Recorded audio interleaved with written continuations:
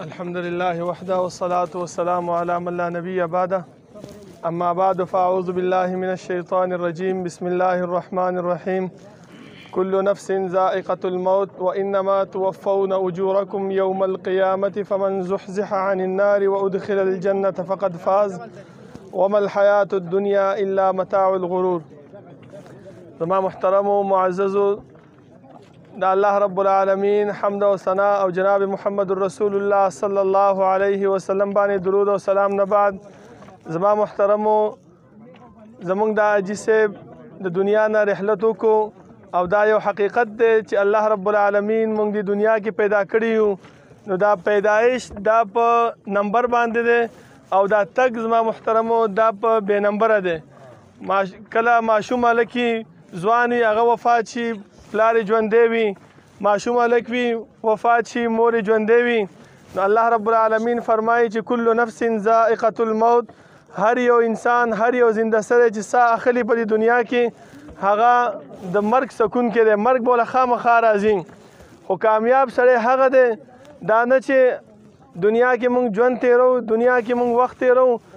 هر قسم مسائل په انسان باندې راځي، هر قسم تکالیف په انسان باندې راځي، هر قسم شکوک شبهات په انسان باندې راځي. نو انسان ته پکار دی چې هغه الله او د الله رسول صلی الله علیه وسلم ته رجوع کړي. ځکه الله رب العالمین په قرآن کې فرمایي فإن تنازعتم في شيء فردوه إلى الله والرسول. که چېرته تاسو ته څه تکلیف میلاو شي، څه مشکل درته میلاو شي، څه دیني امورو کې څه دغه راته میلاو شي اختلاف، نو څه وکئ فردوه الى الله والرسول. نو الله او د الله رسول صلی الله علیه وسلم ته رجوع کوي. الله موږ ته دا فرمایي چې ټول انسانان ټول زنده سړي څونه چې په دې دنیا کې ساه اخلي هغه به د مرګ سکون کې دي. خو یو خبره یاد وساتئ، هغه انسان کامیاب دی، ځکه دلته خو دنیا رواج دی، هغه انسان ځان ته کامیاب وایي چې چا په دې دنیا کې ځان له بنګله جوړه کړله، چا په دې دنیا کې ښایسته کاروباري، چا په دې دنیا کې چې دی نو اوچت مقام حاصل کړی وي، سرکاري نوکري وي، نو هغه انسان وایي زه کامیاب یم. خو الله وایي چې نه، دغه انسان کامیاب نه دی، بلکې هغه انسان کامیاب دی چې فمن زحزح عن النار وادخل الجنة فقد فاز. کوم انسان چې د جهنم نه راویستی شو او جنت ته داخل کړی شو، الله وایي دغه انسان کامیاب دی. نو دغه انسان کوم ځای کې کامیابیږي، څنګه کامیابیږي؟ دې دپاره الله رب العالمین جناب محمد رسول الله صلی الله علیه وسلم مونږ ته یو رهنما یو قائد را لېږلی دی چې د هغې په لار باندې د هغې په منشور باندې هغه چې کم دین راوړی دی، کم شریعت یې راوړی دی، کم وحي راوړی ده، په هغې باندې مونږ عمل پیرا شو، نو انشاءالله دغه کامیابي چې الله کوم مونږ ته بیانه کړې ده هغه به زموږ مقدر ګرځېږي. او که چېرته مونږ د هغې په لار باندې روان نه شو، په هغې باندې عمل پیرا نه شو، نو دغه کامیابي چې کوم الله مونږ ته ښودلې ده هغه مونږ ته نه نصیب کېږي. ځکه زما محترمو رسول الله صلی الله علیه وسلم یو وخت یو غزا راتلی و، هلته چې دی نو منافقینو د رسول الله صلی الله علیه وسلم پسې خنداګانې وکړلې، د رسول الله صلی الله علیه وسلم دین پسې ملنډې وکړلې. نو الله رب العالمین دغه آیات راولېږلو قل ابالله وآیاته ورسوله کنتم تستهزئون. تاسو د الله او د الله په رسول احکاماتو پسې د هغې په کارونو پسې ملنډې کوئ، ټوکې کوئ، نور څه ته میلاو نه شو. نو دې د وجې نه زما محترمو الله رب العالمین چې کم دین مونږ ته رالیږلی دی، کم شریعت چې مونږ ته رالیږلی دی، دا ډېر صفا دین دی، ډېر کلاو شریعت دی. او مونږ ټول به چې دی نو د دې ځای ته ورځو، یو انسان هم خلاص نه دی. ځکه الله رب العالمین ما تاسو ته مخکې ولوسته چې فرمایي کل نفس ذائقة الموت، هر انسان دا د مرګ سکون کې دی. خو بیا ورپسې الله رب العالمین دا خبر هم کوي چې ونبلوکم بالشر والخیر فتنه، او انسان دا به په فتنو باندې مبتلا کېږي. ځکه حدیث کې رسول الله صلی الله علیه وسلم فرمایي چې په دنیا کې به داسې فتنې راځي لکه دا توره شپه تکه تور دغه شان فتنې چې انسان به خبر نه وي چې اوس زه څه چل وکړم. او بیا ورسره رسول الله صلی الله علیه وسلم دا هم فرمایي چې انسان سحر به مسلمان وي او د دې فتنو په وجه باندې شپې به کافر شوی وي، بیا به د شپې مسلمان وي چې سحر کېږي د فتنو په وجه باندې به هغه کافر شوی. ولې؟ دا خپل دین دا به د یو روپۍ 2 روپو دپاره به خرڅوي. زما محترمو اوس راځو دې خبرې ته چې کم جنازه کې موږ نه دا تکبیر پاتې شو رسول الله صلی الله علیه وسلم موږ ته دا خبره هم بیانه کړې ده هغه فرمایي چې انسان نه درې کارونه داسې دي درې کسان داسې دي چې الله رب العالمین هغه په هغې باندې نه رانیسي یو لیونی دی چې هغه روغ شي یو ماشوم دی چې هغه غټ شي او بل کم انسان نه چې هیره وشي نو د دې زموږ امام صاحب نه په دې جنازه کې دا هیره وشوله نو د دې باندې الله رب العالمین نه رانیسي او نه چې دی نو زموږ دا جنازه غلطه کېږي ولې تکبیرات الحمدلله وویلی شو دعاګانې وویلی شوې درود پر رسول الله صلی الله علیه وسلم باندې وویلی شو نو په دې باندې نه زموږ دا جنازه غلطېږي او نه موږ پې الله رب العالمین رانیسي خو دا یو نسیان دی دا یو هیره ده چې انسان نه کېږي نو انسان ته په دې باندې دغه پکار دی صبر پکار دی او انسان ملامتول نه دي پکار او نه دا خبره پکار دی که تاسو ته ما مخکې وویلې چې د الله او د الله د رسول صلی الله علیه وسلم په دین باندې ټوکه نه راکول پکار چې دا ولې ترې نه هیر شو دا ولې داسې شو دا هغسې شو دا دې خوا شو دا خوا شو دا خبرې الله رب العالمین فرمایي چې قل أبالله وآياته ورسوله كنتم تستهزئون لا تعتذروا قد كفرتم بعد إيمانكم دا ټوکه کول دا داسې دي لکه یو انسان چې ایمان راوړي او د ایمان نه وروسته بیا کفر کوي نو د دې خبرې ځان وساتئ تاسو ته معلومه ده چې کله یو انسان ایمان راوړي او د ایمان نه وروسته کفر کوي علما او زموږ د معاشري په دغه کې هغه ته څه ویلی کېږي هغې ته مردود ویلی کېږي او دغه ورته ویلی کېږي چې دا د دین نه واوړېدلو او د دې سزا او د دې جزا هغه رب العالمین او رسول الله صلی الله علیه وسلم موږ ته هغه ښودلې ده چې هغه څه قتل دی زما محترمو نو پکار دا دی چې موږ دې قبر دپاره دې ورځې دپاره کوشش وکړو دې دپاره په دې دنیا کې محنت وکړو ځکه الله رب العالمین فرمایي والذین جاهدوا فینا لنهدینهم سبلنا کوم انسانان چې زموږ د لارې دپاره زمونږ ته د راتګ دپاره زمونږ د خوشنودۍ حاصلولو دپاره کوشش کوي محنت کوي نو الله وایي لنهدینهم سبلنا مونږ خامخا دې انسان ته د خپل لاره ورته ښایو خپل د کامیابۍ لاره ورته ښایو فلاح لاره ورته ښایو خپل د خوشنودۍ لاره ورته ښایو خپل د جنت لاره ورته ښایو نو انسان ته پکار دی چې په دې دنیا کې محنت وکړي په دې دنیا کې کوشش وکړي په دې دنیا کې هغه څه حاصل کړي چې د الله رب العالمین رضا وي پکې د الله رب العالمین خوشنودي وي ځکه زما محترمو دا قبر دا اول منزل د منازلو د آخرت نه دی چې په دې کې څوک کامیاب شو نو هغه کامیاب دی او چې په دې کې څوک کامیاب نه شو نو هغه بیا مخې ته هم نه کامیابېږي ځکه امیر المؤمنین عثمان رضی الله عنه هغه به چې قبر ته راغی او مړی به کې ښخ شو ښخ کېدو نو دلته به ناست و جړل به یې تر دې پورې چې ږیره مبارک به یې لمده شوله صحابه به یې تپوس وکړو چې امیر المؤمنین ته ولې چې دی نو د جنت او د جهنم تذکره کېږي د الله رب العالمین د عذابونو تذکره کېږي ته نه جاړې خو چې کله قبر ته ودرېږي نو په جړا شي نو امیر المؤمنین عثمان رضی الله عنه ته فرمایي چې دا قبر دا اول منزل د منازلو د آخرت نه دی او ما د رسول الله صلی الله علیه وسلم دغه اورېدلی دي ما محترمو نو چې دې کم انسان په دې منزل کې آسان کامیاب شو هغه ټول منازل د هغه کامیابېږي ځکه یو انسان په زړه کې دا خبره راځي چې یاره دا منزل خو ډېر آسان دی الله رب العالمین او رسول الله صلی الله علیه وسلم موږ ته چې کوم سوالونه کېږي هغه موږ ته بیان کړي دي چې من ربک ما دینک من نبیک دا موږ ته بیان کړی شوي دي خو رسول الله صلی الله علیه وسلم موږ ته د دې وضاحت کړی دی دا سوالونو جوابونه به هغه انسان کوي چې کوم انسان د پیغمبر صلی الله علیه وسلم په دین باندې تللی وي د هغې شریعت یې منلی وي د هغې په دین پسې ټوکې ملنډې نه وي کړي نو داسې انسان به چې دی نو کامیابېږي او د دې سوالونو جواب به ورکوي ځکه رسول الله صلی الله علیه وسلم دا نقشه موږ ته بیانه کړې ده چې کوم مؤمن بنده هغه وفات شي او قبر کې کېښوستلی شي نو ملایک چې ورته راشي نو ملایک ته تپوس کوي چې من ربک دا ولا صحیح جواب ورکړي چې ربي الله ما دینک دینی الاسلام او د رسول الله صلی الله علیه وسلم یو تصویر راوړلی شي ورته وایي چې ما تقول فی هذا الرجل د دې سړي په باره کې ته څه وایې نو هغه ورته ووایي چې دا پیغمبر دی او الله رب العالمین زما د رهنمایۍ او کامیابۍ دپاره رالیږلی او چې کوم انسان په دنیا کې د الله او د الله د رسول صلی الله علیه وسلم په دین باندې عمل نه و کړی د هغې په دین باندې د هغې په شریعت باندې نه روان. نو زما محترم رسول الله صلی الله علیه وسلم فرمایي چې دا انسان چې په قبر کې کېښوستلی شي نو ملائک دې تپوس کوي چې من ربک؟ دا ورته وایي چې ها لا ادري. ولې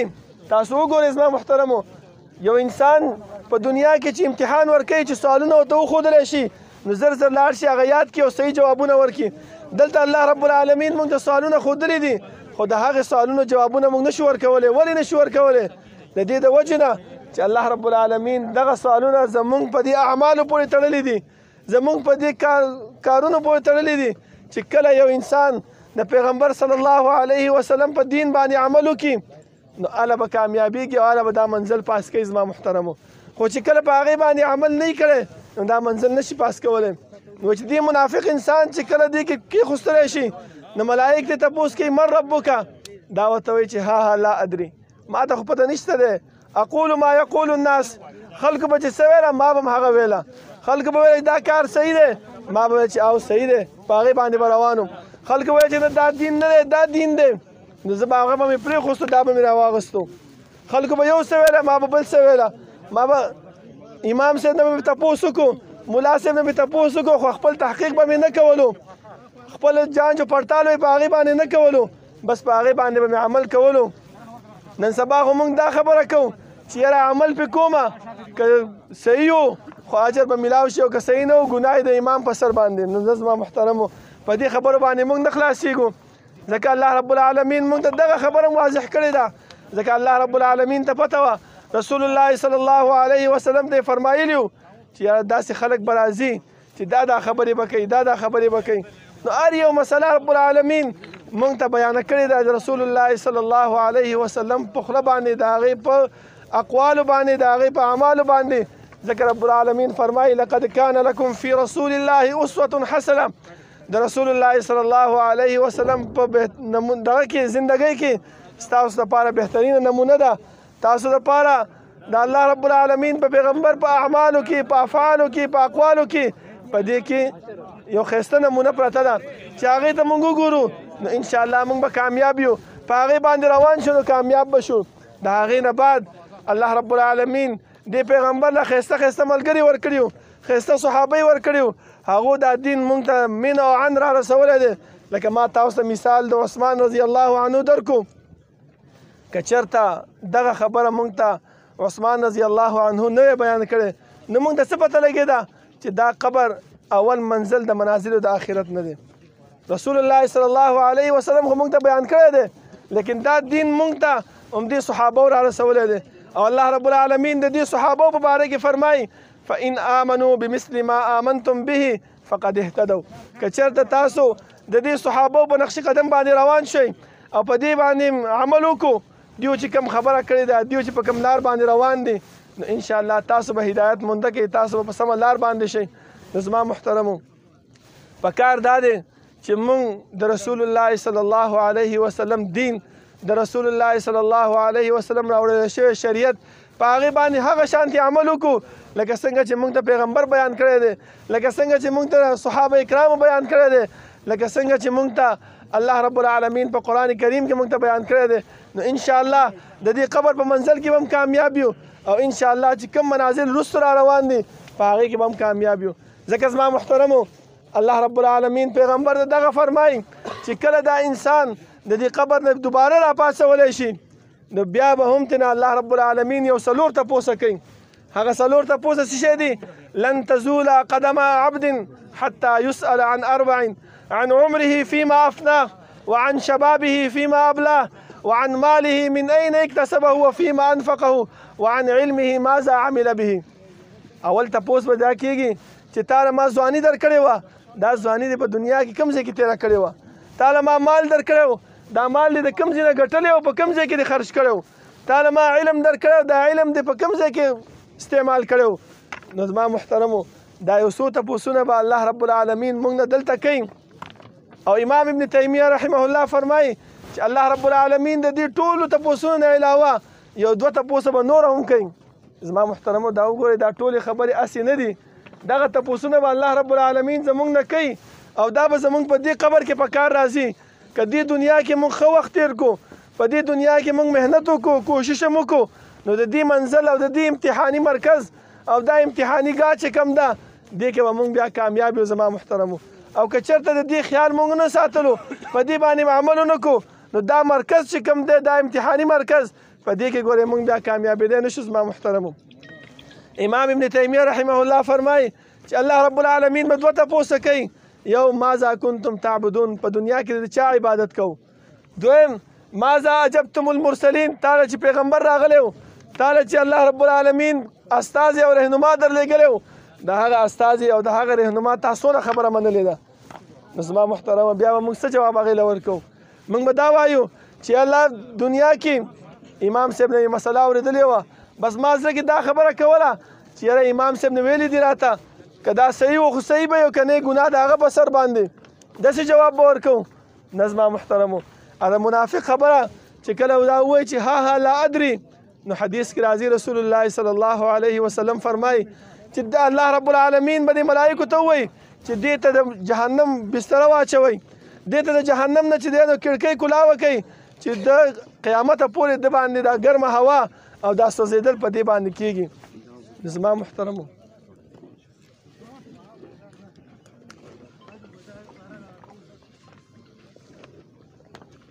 زما محترمو چې کوم انسان دا غواړي چې زما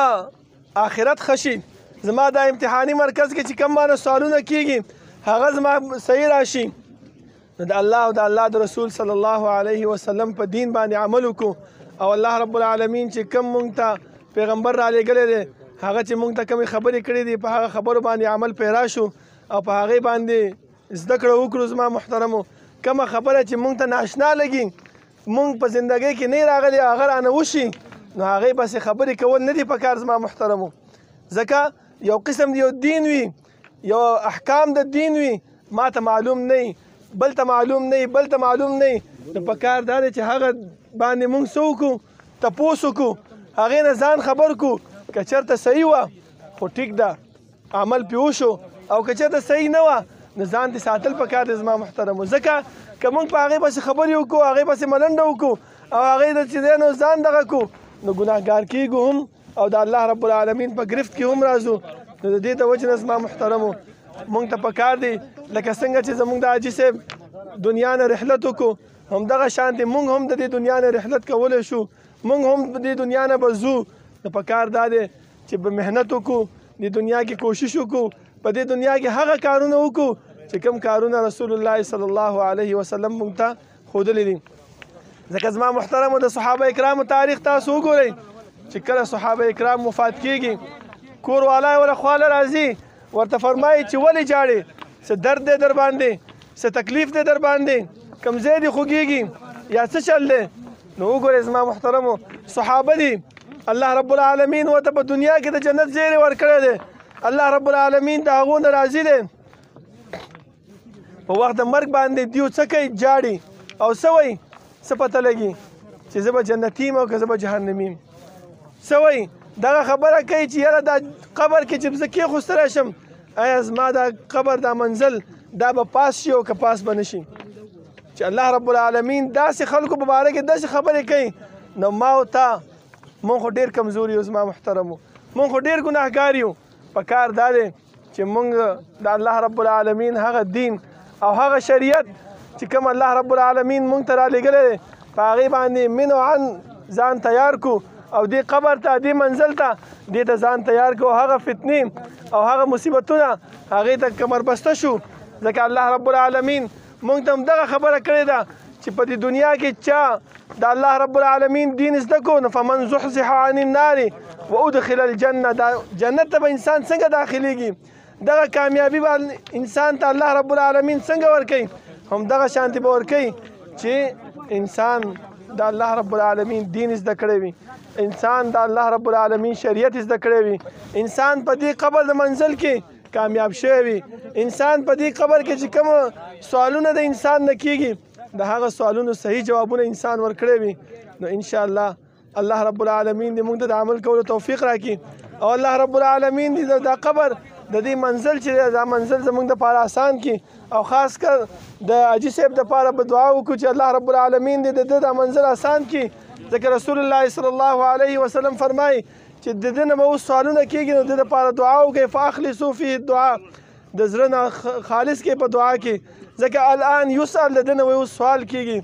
نو د حاجي صاحب دپاره هم دعا وکړئ او خپل محنت او خپل کوشش د دې قبر دپاره وکړئ چې سبا مونږ چې